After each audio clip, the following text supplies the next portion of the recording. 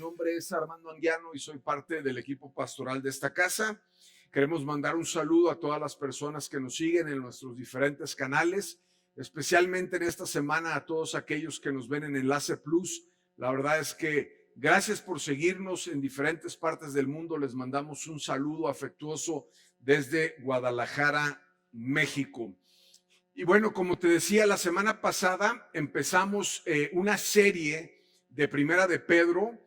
Primera de Pedro es un libro o una epístola en el Nuevo Testamento realmente increíble.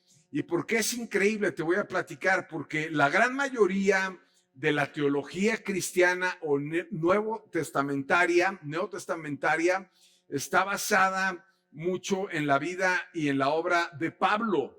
Sin embargo, Pedro tiene dos epístolas, Primera de Pedro y Segunda de Pedro, y lo interesante de él es que no solamente es muy importante lo que tiene que compartir, sino que además fue de los 12 de Jesús y fue de las 3 personas que más cerca estuvieron de él. En otras palabras, él es un testigo de las cosas que pasaron de primera mano. Él lo vio, él lo vivió, acompañó a Jesús en toda su trayectoria, en todos los milagros que hizo.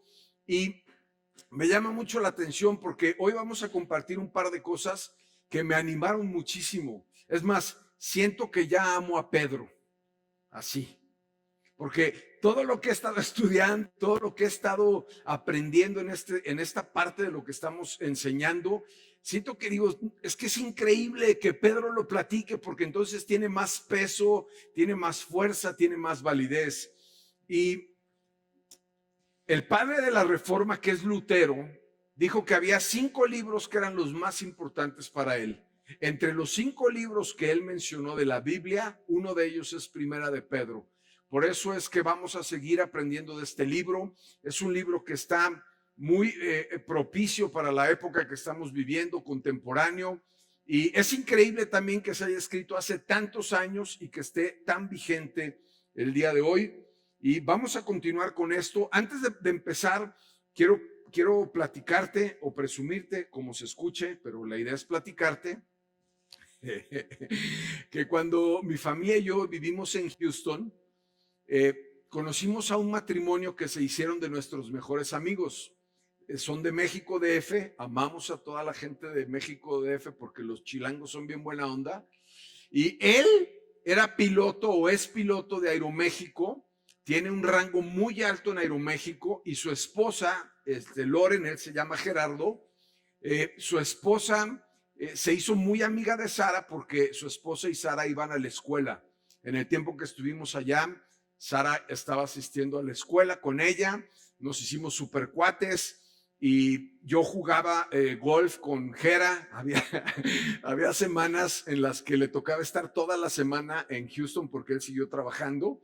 Entonces las semanas que estaba ahí jugábamos golf todos los días y mi suegra se la pasaba diciendo qué es lo que está haciendo el baquetón de mi yerno en Houston. Y es verdad, ustedes saben que yo no digo mentiras. Aquí está de testigo, la podemos panear en la cámara para que vean. Así que nos hicimos muy amigos y finalmente, como saben que yo tengo miedo a volar, dije, no manches, imagínate, un piloto de esta naturaleza, le voy a preguntar todas las dudas que me quedan por preguntar. Y más adelante voy a platicar un par de historias, por eso toco esto. Vamos a la palabra de Dios. Vamos a compartir Primera de Pedro, capítulo 1, a partir del verso 3 en adelante. Mi título estoy leyendo de NTV, Nueva Traducción Viviente. Dice, la esperanza de la vida eterna. Y dice lo siguiente, que toda alabanza sea para Dios, el Padre de nuestro Señor Jesucristo. Es por su gran misericordia que hemos nacido de nuevo, porque Dios levantó a Jesucristo de los muertos. Ahora vivimos con gran expectación y tenemos una herencia que no tiene precio, una herencia que está reservada en el cielo para ustedes, pura y sin mancha, porque no puede cambiar ni deteriorarse. Por la fe que tienen, Dios los protege con poder hasta que reciban esta salvación, la cual está lista para ser revelada en el día final, a fin de que todos la vean. Verso 6. Así que alégrense de verdad. Les espera una alegría inmensa, aun cuando tengan que soportar muchas pruebas por un tiempo breve. Estas pruebas demostrarán que su fe es auténtica. Está siendo probada de la misma manera que el fuego prueba y purifica el oro. Aunque la fe de ustedes es mucho más preciosa que el oro, entonces su fe, al permanecer firme en tantas pruebas, les traerá mucha alabanza, gloria y honra en el día que Jesucristo sea revelado a todo el mundo. Ustedes aman a Jesucristo a pesar de que nunca lo han visto. Aunque ahora no lo ven, confían en Él y se gozan por una alegría gloriosa e indescriptible. La recompensa por confiar en Él será la salvación de sus almas. Incluso los profetas quisieron saber más cuando profetizaron acerca de esta salvación inmerecida que estaba preparada para ustedes. Se preguntaban, ¿a qué tiempo y en qué circunstancias se refería el Espíritu de Cristo que estaba en ellos? Cuando les dijo de antemano sobre los sufrimientos de Cristo y de la inmensa gloria que después vendría. Se les dijo a los mensajeros que habían recibido que no era para ellos, sino para ustedes. Y ahora esta buena noticia les fue anunciada a ustedes por medio de aquellos que la predicaron con el poder del Espíritu Santo enviado del cielo. Todo es tan maravilloso que aún los ángeles observan con expectación cómo suceden estas cosas. Me encanta esta porción de la Escritura. Quisiera que pudiéramos orar y entrar a la predicación. Padre, te queremos alabar en esta tarde, noche. Señor, te damos gracias porque tu Espíritu Santo nos guía, nos revela. Tu Espíritu Santo nos ilumina. Te pedimos que nos rete, que nos hable en lo particular, que nos muestres qué es lo que quieres para cada uno de nosotros. Y queremos poner este tiempo en tus manos, en el nombre de Jesús. Amén. Bueno, el título de este mensaje lo he llamado Desplomando aviones. Desplomando aviones. Estamos compartiendo Primera de Pedro y se me ocurrió súper locochón, desplomando aviones. Y me encanta cómo empieza. La verdad es que hay tanta enseñanza en estos versículos que de aquí podríamos sacar unas 4 o 5 predicaciones, de verdad. Y fue muy complicado poder resumir para poder hablar de algunas de las cosas. Vamos a hacerlo igual que la semana pasada, verso a verso. Y comienza diciendo el verso 3, que toda la alabanza sea para Dios, el Padre de nuestro Señor Jesucristo. Me fascina porque de alguna manera lo que está haciendo Pedro en los 2 versículos anteriores y en esta porción es que está hablando de la Trinidad nuevamente. Entonces, a veces podríamos pensar que el concepto de la Trinidad es un concepto complicado o difícil de entender o aún difícil de creer. Pero cuando Pedro está hablando de la Trinidad y en estos versículos vuelve a hablar de la Trinidad, podemos entender, o yo quisiera pensar, que Jesús le explicó bien acerca de la Trinidad y por eso es que es un fundamento importante para nuestra fe cristiana. Y empieza diciendo que toda alabanza sea para Dios, el Padre de Jesucristo. ¿Sabes? Creo que nuestra vida cotidiana, entre las cosas que hacemos y los afanes y la forma de vida y la cultura, a veces es muy fácil perder de vista que la única alabanza que tenemos que dar es hacia Dios y que Dios espera de nosotros que tengamos una vida que le agrade, no porque sea perfecta y sin pecado, sino porque realmente nuestro corazón esté lleno de alabanza hacia Él. Es increíble cuando te puedes levantar en la mañana y decir, hey Señor, te amo, eres lo mejor, lo número 1 en mi vida, y que podamos alabarlo. Entonces Pedro empieza esta parte diciendo, hey, que toda alabanza sea para Dios, el Padre de Jesucristo. Adelante los versículos dicen, es por su gran misericordia que hemos nacido de nuevo, porque Dios levantó a Jesucristo de los muertos, ahora vivimos con gran expectación. Pedro utiliza mucho el término nuevo nacimiento. Pablo utiliza más otros términos como, lo tengo aquí, como nueva criatura o como adopción o nacido de lo alto. Pero volvemos a lo mismo. Cuando venimos y alguien nos habla de Jesús y nos dice que Jesús les habló o que Jesús cambió sus vidas o que fueron a una iglesia y se encontraron con Dios y que lo conocen y que Dios habla y que nacieron de nuevo, es un poco como la historia en Juan capítulo 5, cuando Nicodemo llega con el mismo Jesús y Jesús le dice, para que tú puedas entender las cosas del cielo, las cosas espirituales, es necesario que nazcas de nuevo. Entonces, esta parte es interesante porque vuelvo a insistir. Yo te lo puedo decir como pastor, pero ya pasaron 2000 años. Pero cuando Pedro nos lo comparte, viene de primera mano de Jesús. Y eso se me hace increíble, se me hace formidable.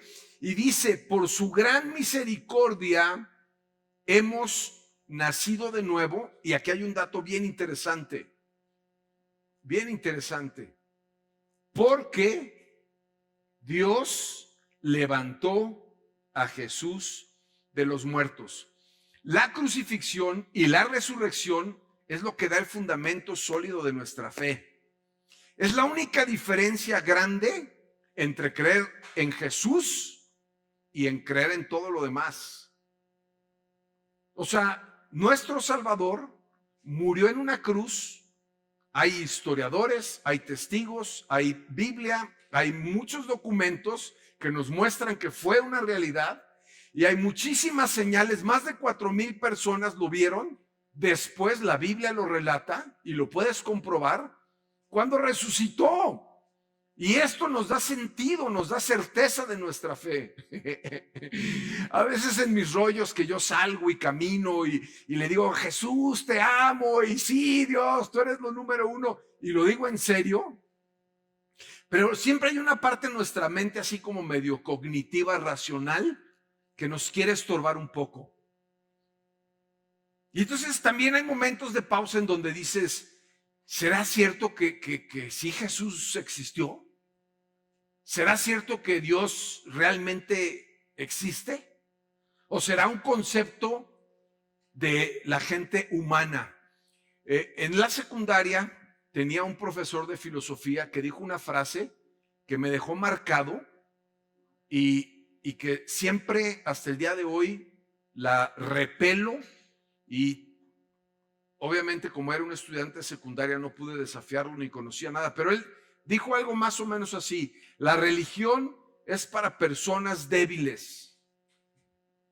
¿Por qué? Porque él explicaba que las personas débiles se tienen que refugiar en una religión. Y ahora entiendo que el cristianismo, si quieres llámale religión, no es para personas débiles, es para personas perdidas que necesitamos un Salvador. Si tú y yo necesitamos un Salvador, vamos a buscar a Jesús. Si tú y yo no necesitamos a ningún Salvador, vamos a estar felices en esta vida, pero la Biblia también nos enseña que nuestro destino es el infierno eterno. Así que son sumamente importantes. Cuando la palabra nacer de nuevo en el original significa recrear, renovar o tener un cambio de pensamiento que se alinee a la voluntad de Dios. Y se me hace súper interesante, porque no se trata solamente de creer en algo que fue cierto, se trata de conocer a Dios, de escucharlo, de tener una relación con Él para poder caminar lo mejor que podamos intentando obedecerle. Y eso trae mucho sentido, eso trae mucha diferencia. Y de repente te puedes encontrar con alguien que te puede decir, es que pues mi vida cambió de esta forma, y te puede dar un testimonio, te puede decir lo que le pasó. Y yo no podía hacer esto y Dios me liberó de estas cosas, o Dios me sanó de esta enfermedad, o muchas cosas que Dios hace hoy. Y ahí es cuando podemos comprobar que Dios es un Dios verdadero, que existe, que no es una onda de teoría y que no es una corriente nueva. O sea, realmente Dios, que nos amó en su misericordia, envió a su Hijo Jesús para que todos los que lo aceptamos como nuestro Señor y como nuestro Salvador, se nos dé la potestad de ser hechos hijos de Dios y tengamos una vida eterna. Y eso es algo increíble. Eso es algo que nos debe de llenar de gozo, nos debe de llenar de expectativa. Ahora, Primera de Pedro, adelante en el verso 23, dice esto: pues ha nacido de nuevo, pero no a una vida que pronto se acabará. Su nueva vida durará para siempre, porque proviene de la eterna y viviente palabra de Dios. En otra versión, en el versículo que te leí anteriormente, dice, yo leí, ahora vivimos con gran expectación. Hay otra versión que dice, vivimos con una esperanza viva. Tú y yo vivimos con una esperanza viva. Imagínate esto. Sígueme, por favor, en esto. Mi esperanza está viva y nunca va a morir. Yo me voy a morir y gente vendrá después atrás de mí, mis hijos, que seguirán viviendo todos los días con una esperanza viva, porque la esperanza viva está en un Dios que no muere, en un Dios que es eterno y su esperanza está puesta en Él. Entonces podemos vivir con expectación, podemos tener la certeza, podemos tener la seguridad, y así como 2000 años se ha venido predicando este mensaje, dentro de los próximos 2000 se seguirá predicando. Tenemos una esperanza viva porque nuestro Dios, nuestro Salvador, en el que hemos creído y hemos depositado nuestra fe, es un Dios que está vivo y que nos dejó su Espíritu Santo para que nos guíe, para que nos hable, para que nos enseñe. El verso 4 dice, tenemos una herencia que no tiene precio, una herencia que está reservada en el cielo para ustedes, pura y sin mancha, que no puede cambiar ni deteriorarse. En esta semana, en una de las cenas en mi casa, llegó mi hijo Armando. Entonces me dijo, papá, así habla mi hijo, papá. ¿Qué pasó, hijo? A ver, papá, explícame cómo funciona la herencia. Y yo lo volteé a ver así como, ¿qué traes? ¿Qué te pasa? ¿Ya quieres que me vaya o qué? Lo volteé a ver re feo. Y me dice, no, si quiero que me expliques. Y te le dije, ¿es en serio, verdad? Sí, ok, te voy a explicar. Mira, una herencia funciona así. Cuando yo me muera, ustedes son 3 hijos. Hijo número 1, hijo número 2, hijo número 3. Y la herencia se va a repartir en partes proporcionales en cada uno de ustedes. Entonces como que empezó a pensar, ¿no? Ok. Y le dije, no tienen que ganársela, no se la merecen y no tienen que hacer nada. Solamente hay 2 requisitos. Y ahí peló los ojos. Pues ahí se interesó. Hay 2 requisitos para recibir la herencia. El primero es que seas hijo. El segundo, que yo me muera. Se me hace increíble cómo está redactando la Escritura esta parte de nuestra herencia. Para que tú y yo podamos tener acceso a esta herencia, alguien ya murió, que es Jesucristo. Sin la muerte de Jesucristo, no podríamos tener derecho a la herencia.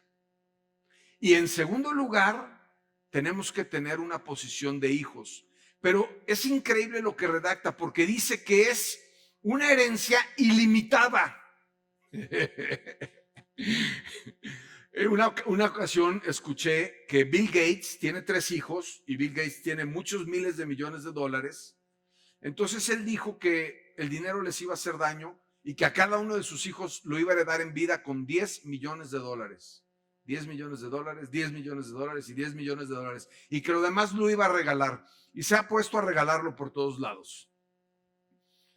Entonces, pues 10 millones de dólares, pues es un dineral, no te los acabas.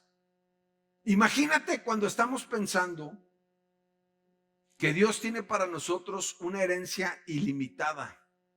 No se corrompe, es incorruptible. Y luego tampoco se echa a perder, no le pasa nada.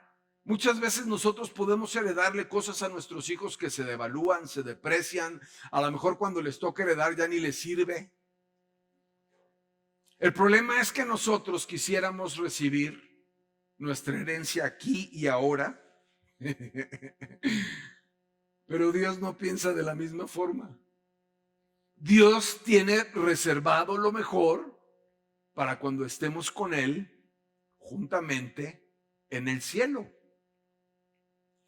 Y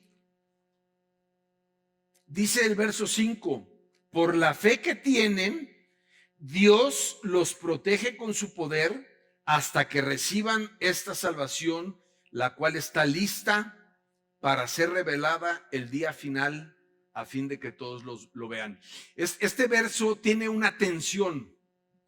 Lo voy a empezar a leer después de que dice Dios, y quiero que me sigas en esto. Dice, Dios los protege con su poder hasta que reciban esta salvación. Dios nos va a proteger con su poder hasta que recibamos esta salvación. Sus pactos son pactos eternos, son pactos que son para todo el mundo, pero esta frase empieza diciendo algo. Dice, por la fe que tienen. Sin fe no hay promesa, no hay salvación, no hay herencia, ni tampoco Dios puede proteger esta salvación hasta el final. Tú y yo somos salvos por fe, por creer en Dios. Ahora, mis ejemplos de hoy están medio chistosos, pero está bien. Como yo soy el que predica, pues los puedo escoger libremente. Si a mi suegra no le gusta, pues que no vuelva a venir. Para mí un buen ejemplo o descripción de la fe es subirte a un avión. A ver, ¿ves una cosa de metal ahí enfrente que no sé cuántas toneladas pesa? Piensa en esto. Y te vas a subir y estás aún dispuesto a pagar. Pagas para subirte. Y tú crees y tienes la plena seguridad de que la cosa esa que pesa cientos de kilos va a volar, va a durar 2 horas volando en el aire y te va a llevar al lugar que te dijeron que te iba a llevar. Y ya llegas bien confiado, te revisan, te póngase su cubrebocas ahora en época del COVID, póngase su cubrebocas, suegra. Y entonces ya te subes al avión, te sientas y estás tranquilo, estás confiado. Para mí esa es una prueba grande de fe. Y te digo algo además, no ves al piloto, no lo conoces, no sabes en qué estado está, no sabes si es principiante o si tiene tantas miles de horas volando, no tienes idea, es una prueba de fe absoluta y total. Y así es como opera nuestra fe. Dios quiere que nosotros utilicemos nuestra fe, que la podamos poner en obra. El verso que sigue, el verso 6, es un verso que captó mi atención del verso 6 en adelante, y dice esto, después de que acaba de decir que la salvación está reservada por la fe que tienen, y entonces dice esto, así que alégrense de verdad, les espera una alegría inmensa, aún cuando tengan que soportar muchas pruebas por un tiempo breve. Yo pensé que Pedro se había equivocado. Me hubiera gustado que dijera, aunque tengan que soportar breves pruebas por poco tiempo. Pero no, dice muchas pruebas por un tiempo breve. Estas pruebas demostrarán que su fe es auténtica. Te voy a platicar esto, pensé en esto, pausa. Una vez estaba arriba de un avión y había tenido un día muy malo. Uno de los peores días de mi vida trabajando en la Ciudad de México con un cliente nunca se me va a olvidar. Y estaba tan traumado con lo que me había pasado que estaba dentro del avión hasta atrás. Y tardó 1 hora para que el avión se empezara a mover porque no había piloto. ¿Qué onda con el piloto? Pues no llegó el piloto. Ahorita viene un suplente. Entonces yo estaba atrás y me dije a mí mismo, ¿has tenido tan mala suerte que este avión se va a caer? Entonces me levanté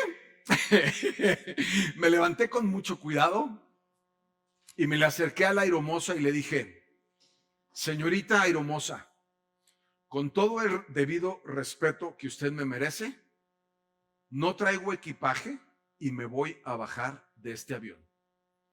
Por favor, sáqueme porque no quiero gritar ni me quiero poner histérico, pero no voy a volar en este vuelo. Entonces me dijo, claro que sí, señor, venga, acompáñeme. Y entonces empezó a caminar por el pasillo, estaba hasta atrás, al lado de los baños. Y ahí voy, ahí voy caminando. Y entonces me bajo del avión, respiré, gracias a Dios, y atrás de mí se bajaron dos señoras.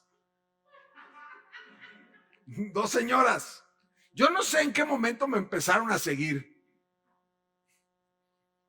Y entonces me dicen las señoras, oiga, joven, ¿por qué se bajó? Le dije, pues, es que tuve un sentimiento de que se va a caer el avión. Nosotras también. No, buenas tardes. Dije, no puede ser posible esto. Y ahora ¿en qué me voy a ir a mi casa? Para no hacerte el cuento largo, se cayó un avión. Ese día, no fue ese, fue otro. Las probabilidades de que se caiga un avión son prácticamente imposibles. Pero ¿qué fue lo que pasó? Lo que dice este versículo. Tú tienes que demostrar que tu fe es auténtica. Y ese día no tuve fe y por eso me bajé. Ahora, dice esto, está siendo probada de la misma manera que el fuego prueba y purifica el oro, aunque la fe de ustedes es mucho más preciosa que el mismo oro. Entonces su fe, al permanecer firme en tantas pruebas otra vez, les traerá mucha alabanza y gloria y honra en el día que Jesucristo sea revelado a todo el mundo. Entonces, regresando a mi historia, con mi amigo Gerardo, que es un alto piloto de Aeroméxico, le dije, cuéntame, ¿qué es lo que haces? No, pues he hecho de todo, he volado este avión, he volado este otro avión, soy instructor. De hecho, en el tiempo que estuvimos allá, él tenía que estar yendo a Las Vegas para instruir a pilotos en un simulador de los aviones, los Dreamliner, para que acá, o sea, bien complicado. Pero tenía un trabajo en ese momento muy interesante. Y yo creo que todo lo que vale la pena en la vida tiene que ser probado. Todo tiene que ser probado. Si vas con un billete de $100 a pagar a algún lado, le ponen un plumón para que veas si es falso o no. Entonces le dije, cuéntame qué haces. Y me explicó brevemente. Me dice, mira, ahorita lo que estoy haciendo es que recibo los aviones nuevos.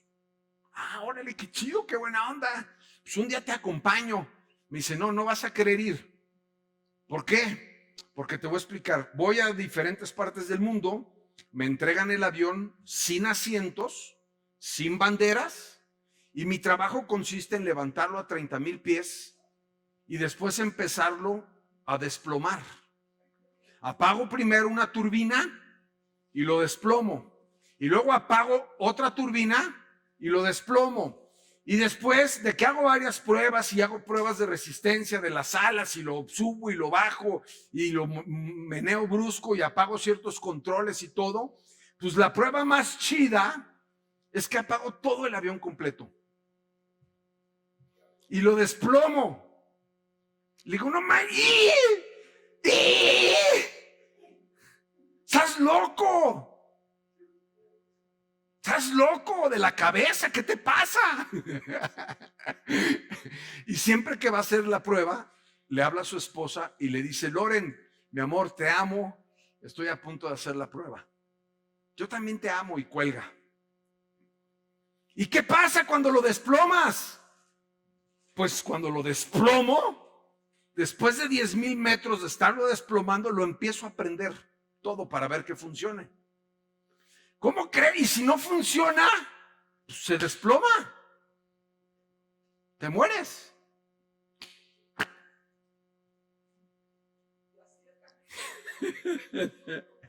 No, aparte le fascina y vive la adrenalina. Todo lo que sirve tiene que ser probado. Dios va a probar nuestra fe de esta forma, a través de pruebas. Si nuestra fe no está bien, ante cualquier cosa nos vamos a desplomar. Ahora, yo estaba pensando en esto y quiero que me acompañes. Tú puedes pensar muchas veces, ok, es que las pruebas puede ser tener cáncer, las pruebas puede ser que me corrieron del trabajo, la prueba puede ser que perdí mi negocio. Sin embargo, cuando Satanás va a tentar a Jesús, lo prueba de otra forma. La tentación de Jesús fue en la prosperidad, en el éxito, en la riqueza. Y le dijo, si tú te postras y me adoras, mira, te daré todo esto que ves, todos los reinos y todas las naciones y toda la riqueza, a cambio de que te postres y me adores.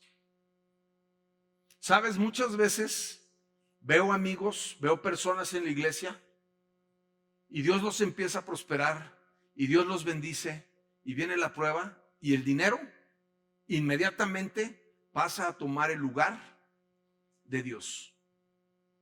Por eso me encanta cómo Pedro empieza, que toda alabanza sea para Dios, y si tienes, alábalo, y si no tienes, alábalo, y si tienes mucho, vuélvelo a alabar, pero que nunca pierdas de rumbo que Él es lo más importante. ¿Por qué?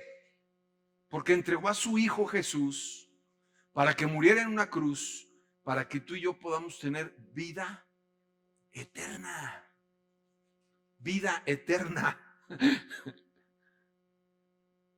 Y Dios nos va a probar. No es una teoría y no es una suposición ni una hipótesis. Dice lo siguiente, Job 23:10. Job 23:10 dijo esto. Sin embargo, Él sabe a dónde voy y cuando me ponga a prueba, saldré tan puro como el oro. Lo que pasa cuando prueban al oro y lo meten en fuego es que le quitan todos los desperdicios, todo lo que no sirve. Y Dios va a probar nuestra fe. Dios quiere sacar lo mejor de nuestras vidas. Me encanta este proverbio. Este proverbio dice esto. Proverbios 17:3 dice, el fuego prueba la pureza y el oro y la plata, pero el Señor prueba el corazón. El Señor prueba el corazón. Y si tú eres papá conmigo, si tú eres papá, te vas a dar cuenta cómo como papás queremos probar a nuestros hijos. Regálame eso.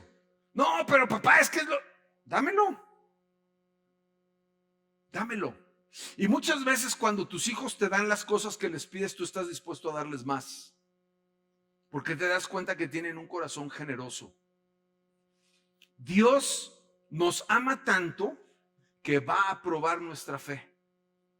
Y si nuestra fe no es sólida, se va a desplomar. Ahora, Ya me alargué mucho, pero me emociono muchísimo porque ahora en la pandemia,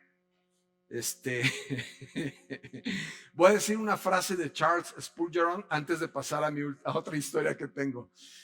Charles Spurgeon dijo esto: si tienes poca fe, está bien. Tu poca fe va a llevar a tu alma al cielo. Ok. Pero si tienes mucha fe, tu mucha fe va a traer el cielo a tu alma. Y de eso se trata, de que nuestra fe pueda traer el cielo a nuestra alma y que podamos vivir revolucionados, con otra mentalidad, con otra forma de ver la vida, totalmente diferente.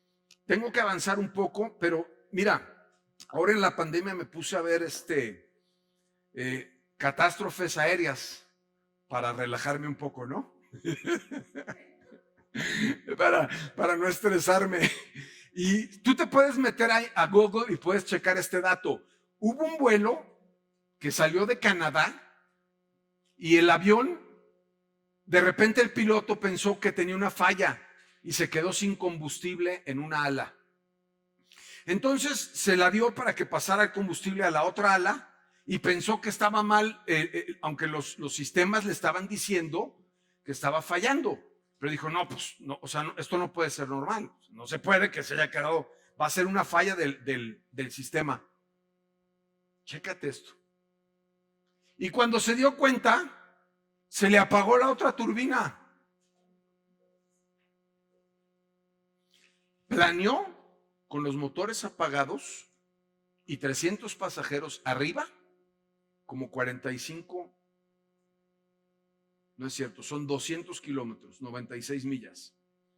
200 kilómetros para desviarse a un aeropuerto en el que aterrizó, lo puedes ver ahí en Google, en internet.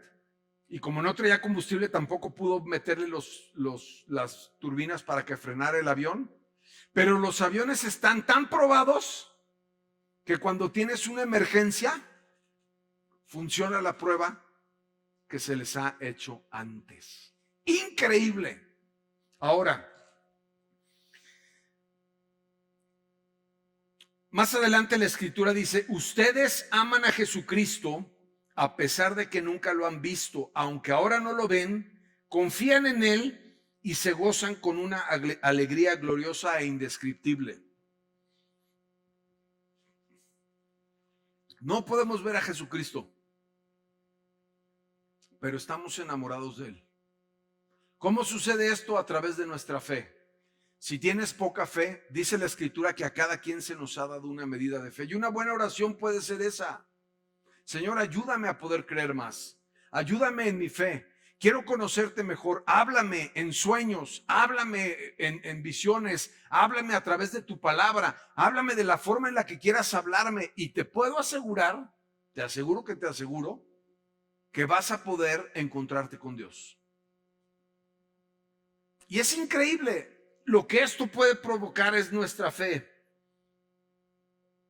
La recompensa por confiar en Él será la salvación de sus almas. La recompensa de confiar en Él será la salvación de sus almas. Voy a empezar a concluir ahora sí. Pedro, después de lo que está explicando y está enseñando, dice, la recompensa de sus almas, de sus vidas, será la salvación de sus almas. Y Efesios 2, 8 y 9 dice esto: Dios los salvó por su gracia cuando creyeron. ¿Cuál es el requisito? Creer. Dios los salvó por su gracia cuando creyeron. Ustedes no tienen ningún mérito en eso, es un regalo de Dios. La salvación no es un premio por las cosas buenas que hayamos hecho. Así que ninguno de nosotros puede jactarse de ser salvo. Y no voy a poder alcanzar a terminar los demás versos, pero quiero terminar con esto. ¿Hacia dónde apunta tu vida? ¿Hacia dónde apunta tu vida? Estaba platicando también en esta semana con un amigo por teléfono y Para resumirte la historia, es mi colega, lo conozco hace muchos años, nos dedicamos a lo mismo y los dos nos quejábamos. Entonces me habla para quejarse, el mercado está muy difícil, la situación económica, los clientes que abusan. ¿Y tú qué estás haciendo? Le digo, pues nada, igual que tú. Y empezamos a platicar, sabe que soy cristiano, no sabe muy bien que soy pastor, pero llegó el punto de la iglesia. Y entonces, ¿y qué estás haciendo en el día? Le dije, pues es que las tardes las tengo ocupadísimas en cosas de la iglesia. Y me dijo, pero ¿la iglesia es negocio? Le dije, no, no es negocio. Y entonces, ¿cuál es el sentido? O sea, ¿por qué estás ahí tan metido si no es negocio? Le dije, porque no se trata de que sea negocio. Se trata de que podamos ayudar a las personas. Se trata de que puedan encontrarse con el mensaje de la buena noticia de Jesús. Se trata de que puedan encontrarse con su Salvador. Bueno, eso está muy bien. Y cuando terminé la llamada me quedé meditando de qué se trata nuestra vida, en qué estamos enfocados, cuál es el valor a lo que le damos. ¿Sabes? Va a pasar el tiempo, nos vamos a morir. Los que creemos en Jesús vamos a llegar al cielo, nos vamos a abrazar con Él y vamos a poder comprobar que todo valió la pena. Que todo valió la pena. Y que lo que Pedro dice, que escuchó de Jesús y lo vio con sus propios ojos, sigue estando escrito y es una verdad fundamental para nuestras vidas. Así que quiero terminar este mensaje. Si tú nos estás viendo y nunca has aceptado a Jesús, nunca has nacido de nuevo, quiero darte la oportunidad y quiero guiarte para que puedas hacer una oración. La Biblia dice que si creemos, entonces podemos tener esto. Podemos recibir a Jesús y podemos tener la salvación y asegurar la vida eterna. Si es tu caso, si tú crees que en este momento necesitas a Dios en tu vida, si habías aceptado a Jesús y te has apartado y tienes algún tiempo sin estar muy conectado, si nunca has creído en Él, pero crees que lo que está en la Biblia puede ser cierto, dale la oportunidad y haz esta oración conmigo. Repite después de mí: Señor Jesús, te doy gracias por tu muerte en la cruz. Hoy quiero reconocer que tú eres mi Salvador, que tú eres mi Señor y te necesito. Te pido que bendigas mi vida y que me des la fe que necesito. En el nombre de Jesús. Amén. Amén.